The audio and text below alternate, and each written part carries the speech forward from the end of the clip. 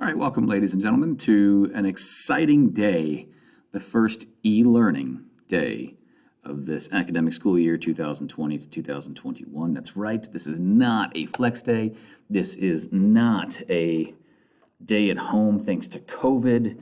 This is a legitimate thing, just like we have always done. Now, with today's lesson, what I wanted to do was really focus on this new chapter that we're going to be looking at in U.S. history. We've just finished looking at the effects of Civil War and Reconstruction and some of the social and economic impacts of that, in particular towards the South and, of course, the differences between blacks and whites during that time period, politics being what they were. Now we're going to be moving into kind of a more holistic United States look at how things are happening, how they're shaping up politically, how they're shaping up economically, how they're shaping up socially. But speaking of socially, one of the key aspects of this chapter in U.S. history is a topic that's referred to as social Darwinism. Now, I want you to do me the favor of, there's not a lot of notes to take with this, okay? It's mostly discussion, but what I do tell you to jot down into your notes, please do. And it doesn't matter to me where you do that. You could do that on paper. You can do that in OneNote. You can do that on a Google Doc. It doesn't make any difference to me. Publisher, I know some people like to use that, but I will leave that decision up to you, okay? All right, so with social Darwinism in the Gilded Age, like we kind of mentioned yesterday, the Gilded Age was something that, gilded means like it's covered in gold, and it looks pretty. It sounds like it would be wonderful, but of course, beneath that layer of gold, things are a little bit different. That's, of course, true when we consider things like social Darwinism. Now, you might be familiar with Darwinism itself, okay? Darwinism and the theory of evolution, and I put that in quotes because it's not necessarily what Darwin was kind of getting at, but what he was trying to say in his very scientific manner was that his theory served as an explanation on the origin of the species of animals that are currently in existence, okay? And that over time, it's a simple modification, natural selection, that as time has gone on and environments have changed, those living in their environment have been forced to adapt. And sometimes physical features with which these animals were born make them more suitable for survival. And when they're more suitable for survival, those genetic traits are likely to carry on through the next generation. Okay, so it's not necessarily like humans came from monkeys, just that natural selection means that some species are fit for their environment and some really, they're not. They're just not successful. So some are going to succeed and others, frankly, they're just going to die out, okay? Next thing is this. Consider the very humble walnut.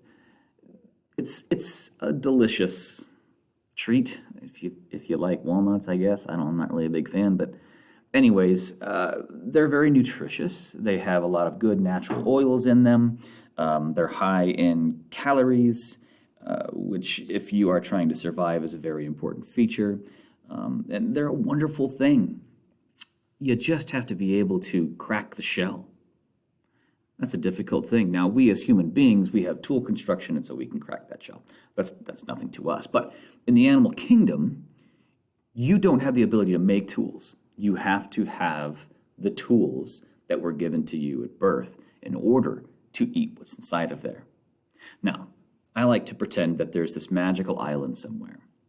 And this magical island was in the tropics, and it was once covered in walnut trees and had these beautiful, like, hibiscus flowers and things like that. Well, sadly, a terrible hurricane or typhoon came around, and it wiped out almost all of the little plant vegetation on the island. There were no more flowers. The flowers had been completely killed off. The only thing that stood were the mighty walnut trees with their deep roots.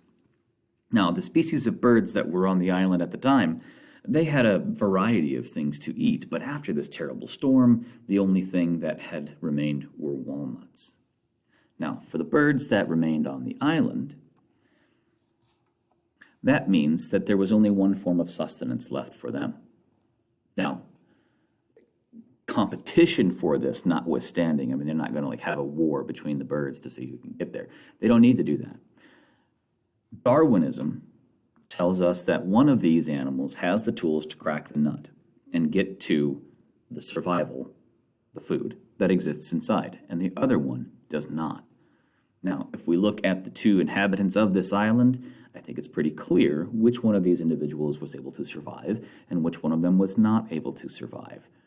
Okay, one of them has the tools that was able to crack this nut and thus get into the food and the calories and the survival that was inside of that shell. And one of them, try as it might, was not able to get there simply because it did not have the tools to succeed. And of course, one of them dies out and the other one succeeds. Now, sadly for the hummingbird, his legacy is gone. It's not necessarily that he was a bad bird. It's not really that he was, stupid. It's just he wasn't born with the necessary tools to survive. Whereas the toucan has those tools, and he can survive. It's natural selection. Now, let's consider the human version. The human version that I've selected is the Titanic. Now, some of you might be like, Mr. Amy, that's a bit drastic. I mean, you go from a walnut to the Titanic. Well, hold on now. I think actually this makes a lot of sense. When you consider the idea of being on a tiny island, I mean, isn't that what a boat is? Except it's floating. And when certain things get destroyed, and survival means that you have to, be able to get onto a lifeboat. And after all, whether it's a walnut or it's a lifeboat, they both equal survival, don't they? So extreme as it may be, it does actually fit the purposes that I'm trying to use in order to demonstrate my point. Now, let's take a look at the social version of this with regards to the characters, the cast of characters that we have on the island. The toucans, if you will, titans of industry. Now, granted, these men were not actually on the Titanic, but people like John Jacob Astor and other very wealthy figures were on this boat. And then, of course, if you haven't seen the movie, it dealt a lot with the issues of social class and the differences between the decks of the ship from the top all the way down to the bottom.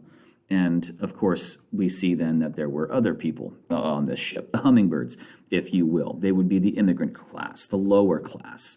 Now, according to Herbert Spencer, the gentleman who came up with this theory of social Darwinism, some are fit to succeed in their environment and some simply are not. And in the world of something like capitalism, laissez-faire capitalism, meaning hands-free, meaning let nature just dictate, let the market dictate who is going to survive, who is going to succeed, and sadly, those who are going to fail. But I want you to write this down. Let those most fit for success rise to the top in a very natural manner.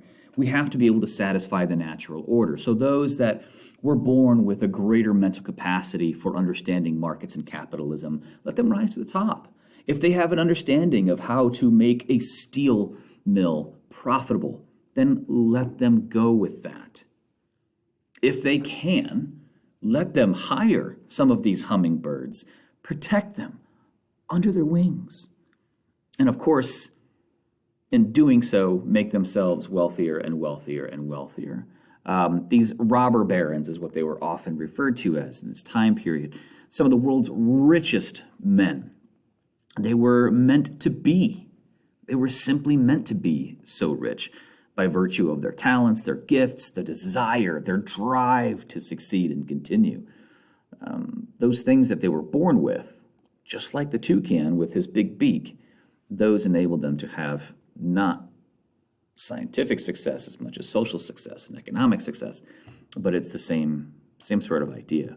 But then let those who are weak, the uneducated, the ill-suited for success, let them fall to the bottom. And when that happens, you will see this natural separation of classes. You will see the cream rise to the top. And by the way, the top has no ceiling. It's this lofty, ongoing sort of thing. And then, of course, at the bottom is the bottom. We know the bottom. The bottom is a constant fight for survival. Now, the Gilded Age is called this because of the people up there at the top. We saw so many increases in technology, in industry. We saw advancements like you would not believe after the Civil War as industry begins to pick up. And all of that is well and good. beautiful things, new inventions and achievements, a transcontinental railroad. We see factories springing up in the northern states that are producing like you wouldn't believe, creating a system of production in which they can satisfy what is now a global market. Okay, we're not just trying to sell cottage industry things to the local market. No, we live in a global world in which we can ship goods across the planet. And so we need to be able to produce on such a scale. And we have men that are just making cash beyond your wildest dreams that can achieve these things. Now, in order for them to maintain that status, of course, some exploits have to be, taken advantage of. That's not supposed to be there. Neither is that. But I think you guys might be able to figure this out, unless maybe see if I can just end the slideshow and go back to where that is. Okay. Yeah, well, let's do it this way. There we go. All right.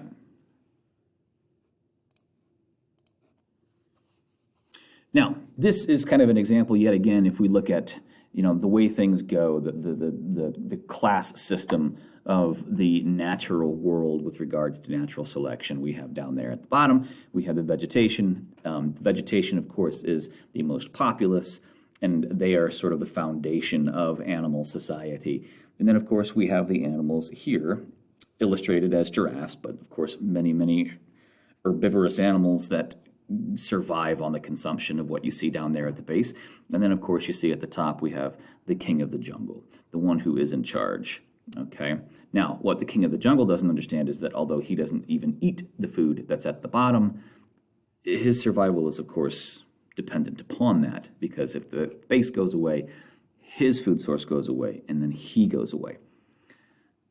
The same thing is applied when we look at society. Okay, this capitalist system. Down there at the very bottom, you can see we have the widest or the largest number of people, and they are working very hard to hold up society. You see men, you see women, all of them at the bottom are hardworking people who labor, they toil. You can see that they are not dressed very well, that they are working extremely hard, and we have not just men and women, but you can even see here a poor child.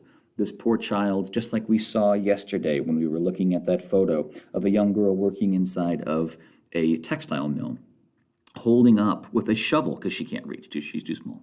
So she's got to hold that up with a shovel. And then here we have a little boy doing the same.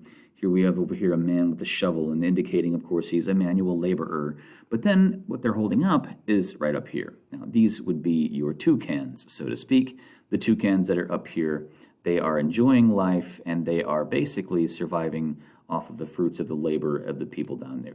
Down here at the bottom. Then as we go up, and you can see here, this is, I'm not necessarily really pointing at some of these items, but then we have the military, we have people involved with faith, and then at the very top we have those in charge, the government, politics, if you will. Okay, but it's the same kind of thing, whether it's the natural world or whether it's the social world of human beings, the argument still applies. And of course, the irony of the toucans, it's lost on them. The irony of being that they themselves came from humble beginnings, most likely. It is, of course, very possible that they were old money from the old world, but in all likelihood, that's not really the case. Andrew Carnegie, for example, was a poor kid from Scotland. He ends up becoming the richest man in the world. But in terms of social Darwinism, he would have argued, and many would have argued for him, that he had the circumstances, the talents, the skills, the tools to succeed, whereas this poor individual perhaps did not, and we must let that be, because that is nature. Okay? Here's just another example of what I mean and how this social Darwinism can connect to some of the political, social, and economic circumstances of that time. This is, you can see this man here it says Pullman. We'll look further into who and what he was. He was a very important titan of industry, so to speak, and he worked, his industry was associated with the railroads. But you can see here his employee the way they squeeze them out and make sure that they get to keep all of the profits for themselves is they squeeze them with low wages and high rent. And of course, that leaves the employee completely devoid of any ability to rise up from this sort of thing. Okay, I'm going to stop there. That's good.